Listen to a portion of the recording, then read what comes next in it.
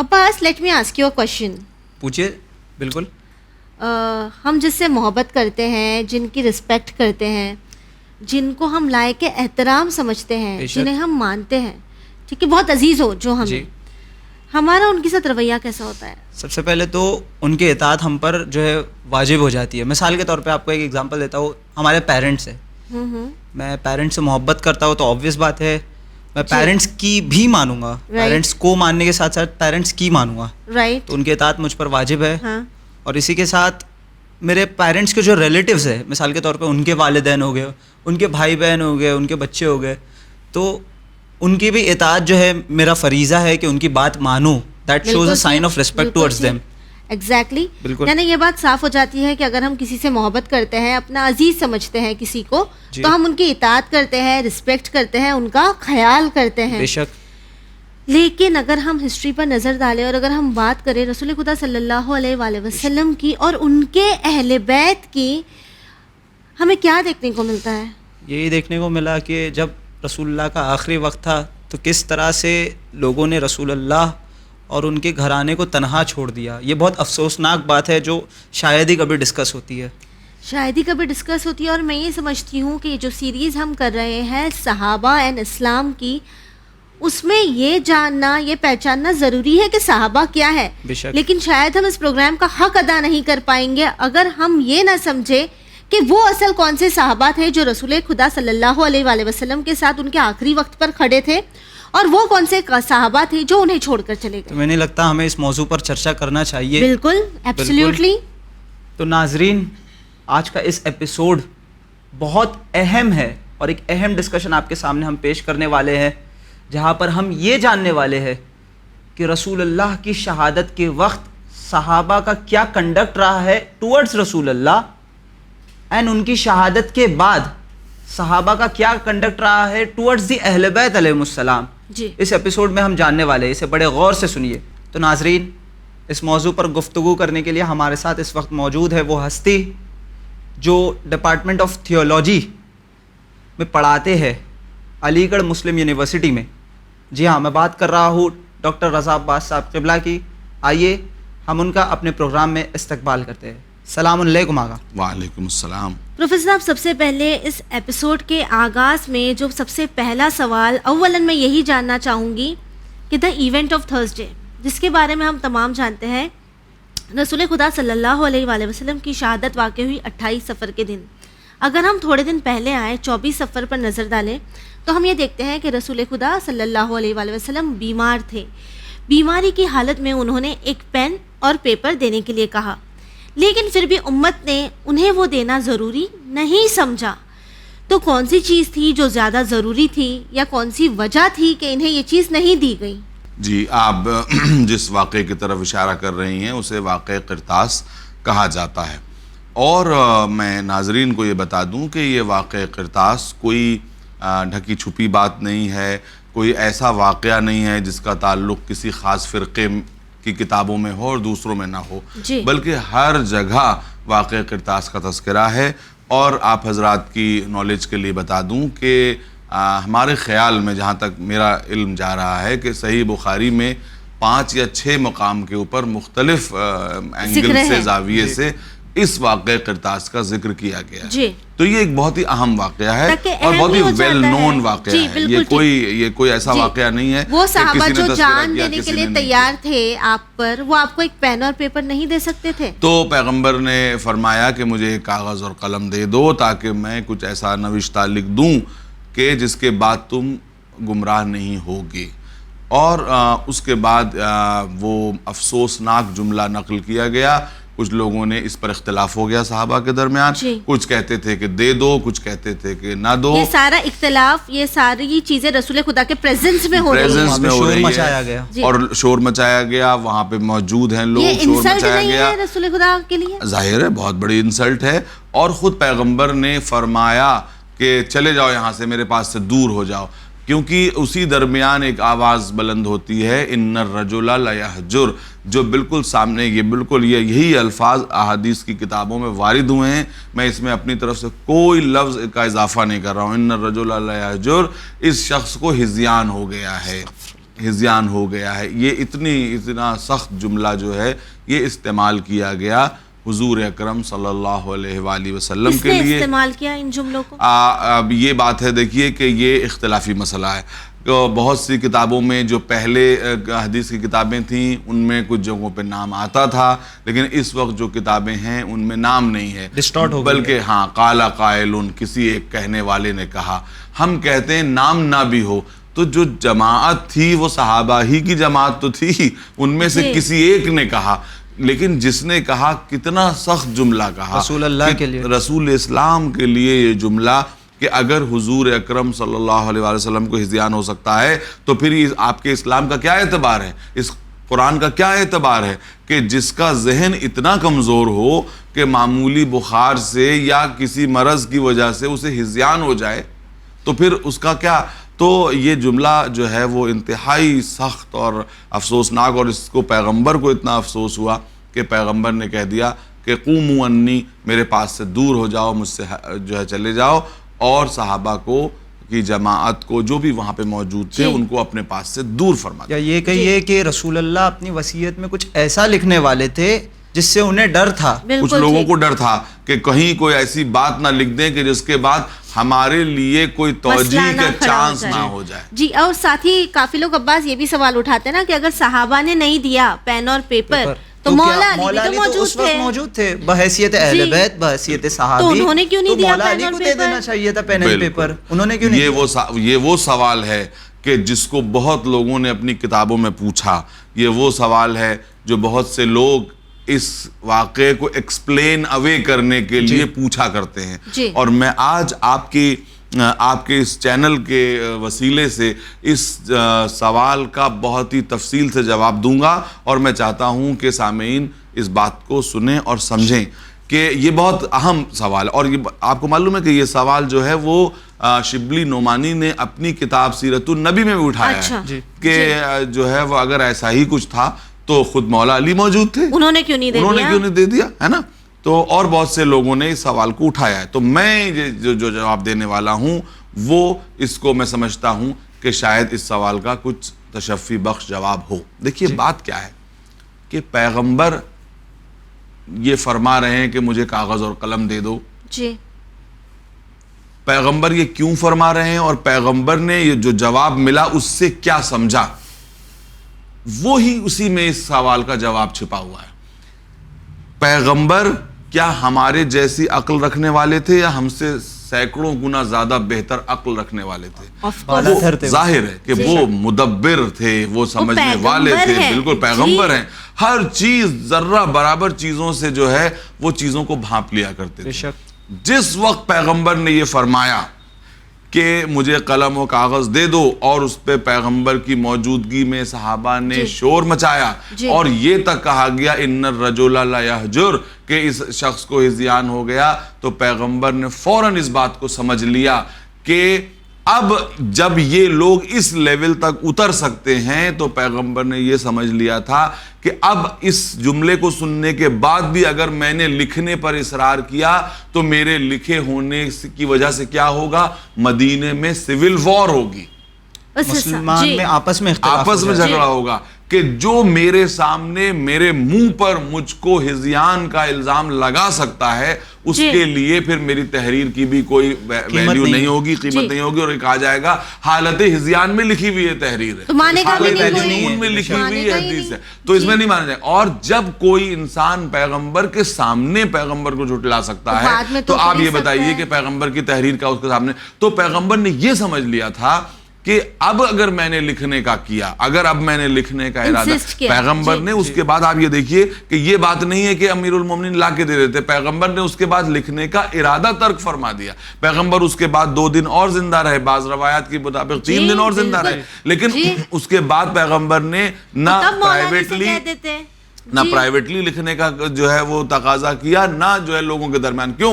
کیونکہ پیغمبر اس ایک جواب کو سن کر, جس طرح کہا جاتا ہے نا کہ ایک چاول کو دیکھ کر پوری دیگ کے بارے میں سمجھ لیتے ہیں, تو پیغمبر نے سمجھ لیا تھا کہ میری مخالفت میں اب یہ لوگ اتنے آگے بڑھ گئے ہیں کہ اب اگر میں نے اس کے باوجود لکھنے کا جو ہے اصرار کیا تو اس کے نتیجے میں مدینے میں سول وار ہوگی, دو مسلمان دو گروپ میں بٹیں گے, اور جب سول وار ہوگی تو اس کا نتیجہ کیا ہوگا؟ اسلام کے خاتمے پر. لیکن آقا ایک یہ ہے, ہم نے سوال دیکھا کہ خود رسول اللہ کی حدیث ہے کہ وہ شخص جو وصیت کیے بغیر مر جائے تو گویا وہ جہالت کی موت مرتا ہے یا دین اسلام پر وہ نہیں ہے. یہ خود رسول اللہ کی حدیث ہے. بالکل. اور دوسری طرف یہ ہے کہ رسول اللہ نے جو وصیت نہیں کی تو یہ کیسے ریکنسائل؟ میں بتا رہا ہوں, حضور اکرم ایسا نہیں تھا کہ حضور صرف وہی نوشتے کی وجہ سے وصیت کرنا چاہ رہے تھے. حضور کو جو وصیتیں کرنی تھی وہ کر چکے تھے, اپنے وارثوں کو وصیتیں کر چکے تھے. حضور اس کو نوشتے کی شکل دینا چاہتے تھے, ریٹن ڈاکیومنٹ کی شکل دینا چاہتے تھے. وہ جو وصیتیں ان کو کرنا تھی وہ کر چکے تھے. پیغمبر کو معلوم تھا کہ اب میں اس مرض سے جو ہے صحت مند ہونے والا نہیں ہوں, میں اب میرے لیے دنیا سے پردہ فرمانے کا موقع آ گیا ہے. خطبہ غدیر میں آپ نے فرما دیا تھا کہ ہو سکتا ہے اگلے سال میں تمہارے درمیان نہ رہوں, اس میں انہوں نے وصیتیں شروع کر دی تھی. تو پیغمبر نے بہت سی وصیتیں تو خود خطبہ غدیر میں موجود ہیں, خطبہ حجۃ الوداع میں وصیتیں موجود ہیں, اور اس کے بعد آپ نے بھائی جو پیغمبر کے لیگل انسان اپنی وصیت کس سے کرتا ہے؟ اپنے لیگل وارث سے کرتا ہے. تو پیغمبر کا لیگل وارث کون تھا؟ حضرت فاطمہ زہرا. بیٹی کے ہوتے ہوئے کسی اور کو کوئی حق نہیں پہنچتا وصیت کا. تو جو وصیتیں کرنی تھی وہ اپنی بیٹی سے کر چکے تھے. مسلمانوں سے جو عمومی وصیتیں کرنی تھی وہ وصیت کر چکے تھے, حجۃ الوداع میں کر دی. بالکل. تو اب پیغمبر نے یہ جو ریٹن دیکھنا چاہا, یہ اس لیے کہ پیغمبر جو ہے وہ مخالفت کی گرماہٹ کو ناپنا چاہ رہے تھے کہ مسلمان جا سکتے ہیں, مسلمان کہاں تک جا سکتے ہیں. اب اچھا, مدینے میں سول وار کے ہونے سے دیکھیے آپ یہی سمجھ سکتے ہیں حضرت علی کی بھی یہی اسٹریٹجی رہی کہ آپ نے کہیں بھی یہ نہیں ہونے دیا کہ مدینے کی سڑکوں پہ وار ہو یا لڑائی ہو. اسی لیے جب ابو سفیان نے آ کے کہا کہ ہم آپ کے لیے جو ہے مدینے کی گلیوں کو سواروں اور پیدل سے بھر دیں گے, تو آپ نے فرمایا کہ تم کب سے اسلام کے جو ہے وہ ہمدرد ہو گئے. تو امیر المومنین بھی یہ سمجھ رہے تھے اور حضور اکرم بھی یہ سمجھ رہے تھے کہ ابھی اسلام کا یہ پودا مدینے میں پودا لگا ہے, ابھی جڑ نہیں پکڑا. ابھی کتنے دن ہوئے ہیں میرے مکے سے مدینے آنے ہی ہوئے 10 سال ہوئے ہیں. ابھی یہ پودا ہے اور چاروں طرف سے کفار, مشرکین, اہل کتاب, یہود و نصارہ یہ سمجھ رہے ہیں کہ مسلمانوں کی صفوں میں انتشار ہو اور ہم اس پہ ٹوٹ پڑیں, اٹیک کر دیں. جیسے ہی مدینے میں سول وار ہوتی اس کا نتیجہ کیا ہوتا؟ ایک طرف جو ہے وہ کسی ایک طرف یہودی اس میں شامل ہو جاتے ہیں پارٹ کے طور کے اوپر, اور اس کے بعد اس سول وار کا نتیجہ اسلام کے خاتمے کے طور پر. یہ کہہ سکتے ہیں جس طرح آپ نے ذکر کیا وار کا, تو میں نے کتاب میں چند دنوں پہلے ہی پڑھا تھا کہ جب ہم بات کرتے تھے ایونٹ آف تھرسڈے کی 24 صفر کی, تو یہ بھی ملتا ہے کہ رسول خدا صلی اللہ علیہ وآلہ وسلم نے یہ بھی فرمایا کہ اس وقت ایک رومن آرمی آئی تھی, تو انہوں نے اپنے صحابہ سے کہا تھا کہ آپ لوگ یہاں سے ان سے لڑنے چلے جائیں سوائے مولا علی کے. بالکل. تو پھر کیا یہ غلط نہیں ہے کہ آپ رسول خدا صلی اللہ علیہ وآلہ وسلم کی کہی ہوئی بات پر عمل نہیں کرتے؟ یہی تو میں آپ سے کہنا چاہ رہا ہوں, ایک دو باتیں نہیں ہیں, کئی باتیں, ایک سیریز آف ایونٹس ہے کہ جیش اسامہ میں جاؤ. اب پیغمبر نے دیکھا کہ میرے کہنے کے باوجود لوگوں کو بھیجا تھا, یہاں تک کہ کہا کہ جاؤ, یہاں تک کہ جب یہ ہوا تو پیغمبر نے فرمایا کہ جو جیش اسامہ میں نہ جائے خدا کی اس پر لعنت ہو. اس کے باوجود نہیں جا رہے ہیں کیونکہ لوگوں کو یہ پتہ چل چکا تھا کہ ان کا آخری وقت آ گیا ہے, اور یہ چاہتے ہیں کہ مدینہ جو ہے وہ ایسے لوگوں سے خالی ہو جائے اور حضرت علی کے لیے حق میں سوئفٹ ٹرانسفر آف پاور ہو جائے. رسول اللہ نے پری پلان کیا تھا, یہ پلان کیا تھا. تو جب یہ دیکھا اس کی مخالفت ہو گئی. اب اس کے بعد یہ کہا کہ لاؤ میں لکھ دوں. پیغمبر سب کچھ سمجھ چکے تھے, اور یہ یہاں پر یہ بات میں کہنا چاہوں گا کہ پیغمبر نے یہ فرمایا, یہ جملہ جب اپنی کانوں سے سن لیا کہ ان الرجل لا یہجر, اس کے علاوہ بھی کچھ سننے کو رہ گیا تھا پیغمبر کے؟ کیا رہ گیا تھا؟ پیغمبر نے اسی وقت اپنا پوری پلاننگ بدل دی اور اسی وقت حضرت علی سے یہ وصیت کی کہ تم کو اب صبر کرنا ہے, تمہیں صبر اختیار کرنا ہے, تم تک بات نہیں پہنچنے والی, تم تک یہ امر خلافت نہیں پہنچنے والا. اور پیغمبر نے یہ سمجھ چکے تھے کہ اب اگر میں نے لکھنے کا اصرار کیا تو میرے لکھے ہونے کے بعد جب میں نے لکھ دوں گا تو کیا ہو جائے گا, مسلمانوں میں دو زبردست فرقے پیدا ہوں گے, اور ان کے بیچ کیا ہوگا, سول وار جنگ ہوگی. اور یہ سول وار کا مطلب, اس کا انیشیٹ ہونے کا مطلب اسلام کا خاتمہ ہوتا ہے. تو آپ یہ دیکھیں کہ حضرت علی نے خود اپنے لیے اور پیغمبر نے اس بات کو پریفر کیا کہ مسلمانوں میں سول وار نہ ہو. ٹھیک ہے, اسلام تو زندہ رہے گا, اسلام زندہ رہے گا جس شکل میں زندہ رہے, اور اسلام زندہ رہا. یہ حضرت علی کی, دیکھیں یہ حضرت علی کی فہم و فراست تھی کہ آپ نے کبھی بھی خلافت کے معاملات کو آرمڈ سٹرگل تک نہیں پہنچنے دیا. آرمڈ سٹرگل تک نہیں پہنچنے دیا, کیونکہ آرمڈ سٹرگل اگر ہوتا تو ظاہر ہے کہ مدینے میں کیا ہوتا, مدینے کی گلیوں میں سول وار ہوتی, اور گلیوں میں سول وار کا نتیجہ کیا ہوتا, اسلام کا خاتمہ ہوتا. تو رسول اسلام جو ہم سے 10 گنا زیادہ, کیا ہزاروں گنا زیادہ تدبر رکھتے تھے, معاملہ فہم تھے, چیزوں کو جان رہے تھے, جب انہوں نے دیکھ لیا کہ مخالفت اس لیول تک پہنچ گئی کہ میں کہہ رہا ہوں جیش اسامہ میں جاؤ, نہیں جاتے, میں کہہ رہا ہوں کہ مجھے جو ہے وہ یہ کرو. اس سے پہلے اور بھی چھوٹے چھوٹے واقعات ہوئے کہ مجھے دوا مت پلاؤ, لیکن اس کے باوجود ان کو غشی کے عالم میں دوا پلا دی گئی جس پر آپ غضبناک ہوئے, سوائے ابن عباس. جی بالکل. تو آپ نے کہا کہ جو ہے وہ سوائے میرے چچا عباس کے باقی سب کے منہ میں وہ دوا ڈالی جائے. یہ سب تاریخ کتابوں کے واقعات ہیں, اس میں میں تفصیل سے جانا نہیں چاہتا.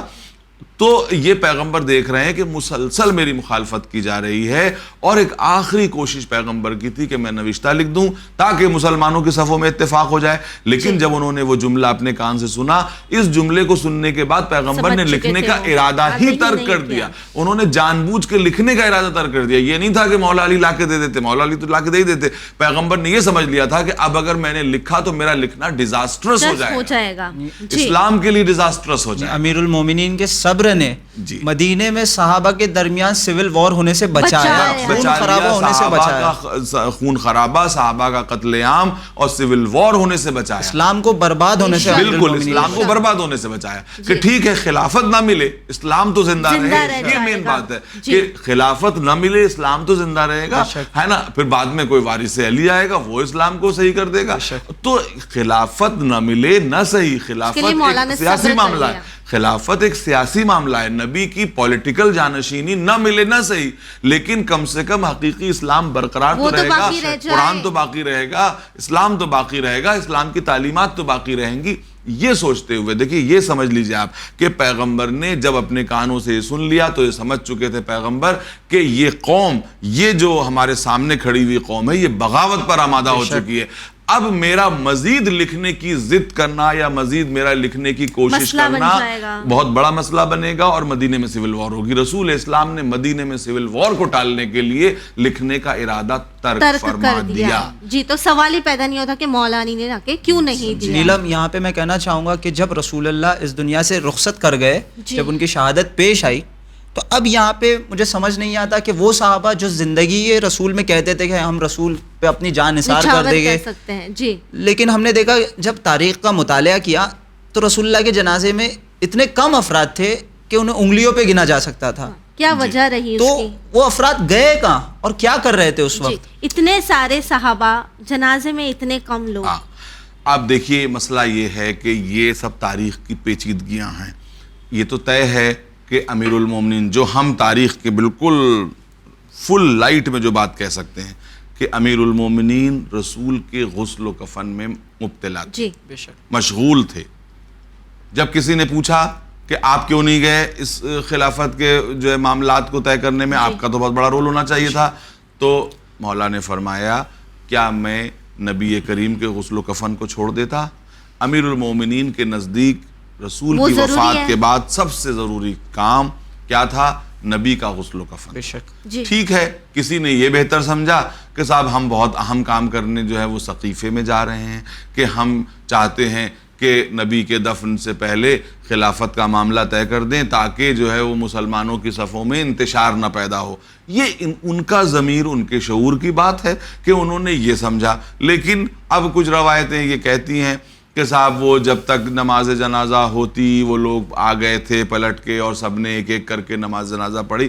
یہ لمبی چوڑی باتیں ہیں, لیکن اتنا ضرور ہے کہ جس وقت پیغمبر کا غسل و کفن ہو رہا تھا اس وقت گنتی کے چند لوگوں کے سوا پیغمبر کے گھر میں کوئی نہیں تھا.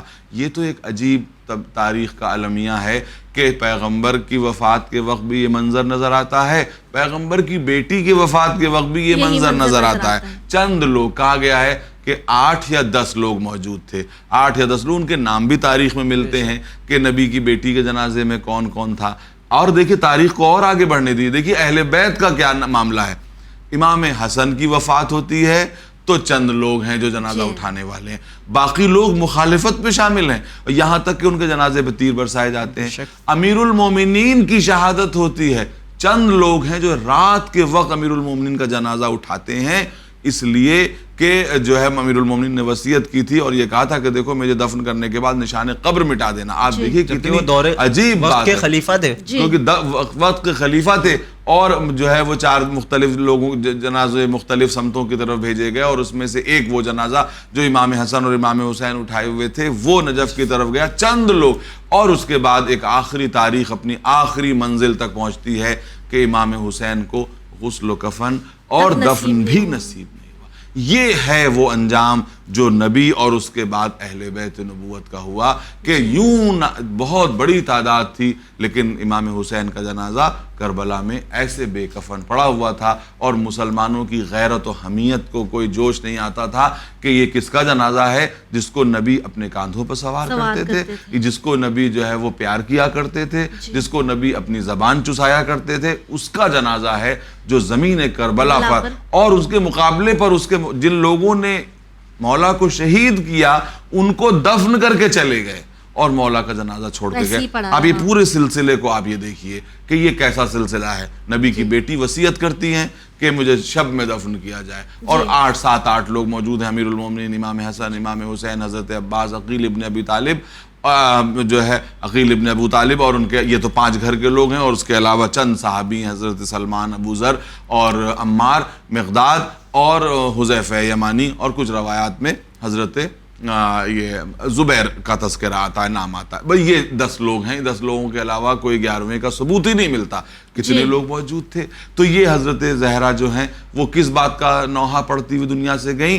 دنیا کی ناقدری کا, کہ میرے بابا کی زندگی میں وہ عالم تھا کہ میرے بابا روز آ کر کے ہم پر سلام بھیجا کرتے تھے, اے اہل بیت نبوت, اے معدن الرسالت, آپ پر سلام ہو. اور اس کے بعد دنیا اس طرح سے پھر گئی. پھر آپ نے دیکھا امیر المومنین کی شہادت, پھر آپ نے دیکھا امام حسن کی شہادت, اور اس میں وہی قلیل مجمع ہے, وہی قلیل مجمع ہے. لیکن نیلم یہ میں کہنا چاہوں گا کہ اگر اس دنیا میں کسی لیڈر کی ڈیتھ ہو جاتی ہے تو ہزاروں کی تعداد میں, لیکن وہی رسول اللہ جو امت مسلمہ کے رہنما ہے ان کے جنازے میں بس چند افراد ملے, یہ کافی حیرتناک بات ہے. اور صرف بات عباس جنازے کی نہیں آتی, ہم اکثر یہ بھی دیکھتے ہیں کہ خدا نہ خواستہ اگر کسی کے گھر میں انتقال ہو جائے تو ہمارا رویہ بہت سافٹ ہوتا ہے ان کے گھر والوں کی طرف. ہم پوری کوشش کرتے ہیں کہ ہم ایسی کوئی بات نہ کریں کہ انہیں تکلیف پہنچے, ہم انہیں سمپتھی دینے کی کوشش کرتے ہیں, کونڈولنس پیش کرتے ہیں. لیکن اب اگر ہم بات کریں بی بی فاطمہ زہرا سلام اللہ علیہا کی, اور اس کچھ وقت کی رسول خدا صلی اللہ علیہ وآلہ وسلم کے جانے کے بعد, تو امت نے, آپ کے ہی چاہنے والوں نے, آپ کے ہی ماننے والوں نے, آپ کو اپنا کہنے والوں نے آپ کی بیٹی کے ساتھ کیا کیا؟ بالکل, یہ تاریخ کا وہ تاریک ترین باب ہے, بس یہیں سے اختلافات کی شروعات ہوتی ہے. وہ تاریک ترین باب ہے جس کی توجیہ کوئی مسلمان پیش نہیں کر سکتا کہ نبی کی بیٹی کے ساتھ کیا سلوک امت نے کیا. اور کس کا درجہ بلند ہو جاتا ہے, صحابہ زیادہ بلند درجے پر ہے یا بیٹی کے ساتھ جو سلوک کیا گیا اس کی توجیہ کوئی نہیں کر سکتا. بڑے بڑے جو رائٹر ہیں, مورخین ہیں, ان کا قلم یہاں پر آ کے تھر تھرانے لگتا ہے, کانپنے لگتا ہے کہ نبی کی بیٹی کے ساتھ جو مسلمانوں نے سلوک کیا وہ تاریخ کے صفحات پہ کالا جسے کہتے ہیں کہ چیپٹر ہے, کہ کس طرح سے نبی کی بیٹی دنیا سے جو ہے وہ بالکل دنیا سے گئی ہیں, دنیا کا شکوہ کرتی ہوئی دنیا سے گئی کہ نبی کی بیٹی کے ساتھ کیا سلوک کیا گیا. یہ تاریخ کی کتابوں میں موجود ہے, اور یہاں تک کہ ان کو وہ نوحہ پڑھنا پڑا, مشہور مصرع جس کا کہ سبت علیہ مصائب لو انہا سبت علیہم سرنا لیالیا, کہ اگر مجھ پر وہ مصیبتیں پڑی ہیں بابا کے بعد کہ جو ہے وہ اگر روز روشن پر پڑتی تو تاریک رات بن جاتے, یعنی دن پر وہ مصیبتیں پڑیں تو رات بن جائیں. ایسی مصیبتیں میرے اوپر. وہ کون سی مصیبتیں تھیں؟ وہ بہت سی مصیبتیں تھیں. پہلا تو بابا کے جانے کا غم, دوسری بات یہ کہ دنیا کی نگاہیں پھیر لینے کا غم، وہ لوگ، وہ صحابہ کہ جو ہر وقت آپ کے دروازے پر آ کر کے اپنی غلامی کا دم بھرا کرتے تھے، دنیا بالکل بدل سی گئی تھی، وہاں پہ لوگ آئے، اور یہ کوئی ڈھکی چھپی بات نہیں ہے کہ بہت ہی ایگریسو انداز میں حضرت فاطمہ زہرا کے دروازے پر آئے، اور پھر وہ تمام روایتیں کہ جو کہیں نہ کہیں کچھ میں اختلاف بھی پایا جاتا ہے، لیکن اس میں تواتر پایا جاتا ہے کہ انتہائی سختی کے ساتھ امیر المومنین کو نکالا گیا، اور یہ کہا گیا کہ اگر یہ لوگ نہیں نکلیں گے تو ہم اس گھر کو آگ لگا دیں گے، اور حضرت بی بی فاطمہ یہ فرماتی ہیں کہ اس میں جو ہے وہ نبی کی بیٹیاں، تمہارے نبی کے نواسے موجود ہیں، تو کہا، اس کا جواب دیا گیا ہوا کریں جو بھی ہو، لیکن ہم اس کو آگ لگا دیں گے۔ اور اس کا اعتراف آپ یہ دیکھیے کہ اس کا اعتراف بڑے بڑوں نے کیا ہے، یہ نہیں کہ صرف ہم کہہ رہے ہیں، بلکہ بڑے بڑوں نے اس کا اعتراف کیا ہے کہ یہ سب روایات میں موجود ہے، اس میں کوئی چیز ایسی نہیں ہے، اور کوئی فیبریکیشن نہیں ہے، یہ سب باتیں ہیں، روایات ہیں جو موجود ہیں۔ اور اس کے بعد امیر المومنین کے ساتھ جو سلوک کیا گیا، یہ تمام باتیں، یہ تاریخ کا انتہائی تاریک باب ہے، اور کوئی مسلمان قیامت تک ان کی توجیہ نہیں پیش کر سکتا کہ کیا نبی کی بیٹی اسی سلوک کی حقدار تھی جو اس کے ساتھ کیا گیا۔ اور سچ بات یہ ہے، اور یہ بھی سچ ہے، تمام تاریخی حدیثی کتابوں میں موجود ہے کہ حضرت بی بی فاطمہ زہرا نے چند لوگوں سے قطع تعلق کر لیا تھا، ان کے سلام کا جواب بھی نہیں دیتی تھیں، اور ان لوگوں کے لیے انہوں نے وصیت کی تھی کہ یہ لوگ میرے جنازے میں نہ شریک ہوں جنہوں نے مجھے تکلیف پہنچائی ہے، اور انہوں نے مرتے دم تک ایسے لوگوں سے دوبارہ کلام نہیں کیا۔ یہ تاریخ کی کتابوں میں اور حدیث کی کتابوں میں محفوظ ہے، یہ بالکل سب محفوظ ہے کہ انہوں نے کلام نہیں کیا، اور انہوں نے امیر المومنین سے وصیت کی تھی کہ جن لوگوں نے مجھ پر ظلم کیا ہے، جن لوگوں نے مجھے تکلیف پہنچائی ہے، وہ لوگ ہرگز میرے جنازے میں شامل۔ کافی شاکنگ تھا کہ وہ صحابہ جو حیات رسول اللہ میں اہل بیت کی عزت کیا کرتے تھے، بس کچھ ہی دنوں میں ان کا رویہ اہل بیت کے لیے اتنا تبدیل ہو گیا، بالکل، یہ کافی شاکنگ ہے ہمارے لیے۔ بالکل ٹھیک، کافی شاکنگ بھی ہے، اور ساتھ ہی ہمیں بیٹھ کر یہ سوچنا چاہیے کہ جب ہم رسول خدا صلی اللہ علیہ وآلہ وسلم سے محبت کا دعویٰ کرتے ہیں تو ہم ان کی زندگی کے بارے میں تو جانیں ہی، لیکن ان کے جانے کے بعد ویورز ان کے گھر والوں کے ساتھ، ان کی بیٹی کے ساتھ کیا ہوا، یہ جاننا بھی ضروری ہے۔ اسی کے ساتھ ہمیں دیجیے اجازت، پر بنے رہیے چینل ون کے ساتھ۔ پیغام انسانیت، شکریہ۔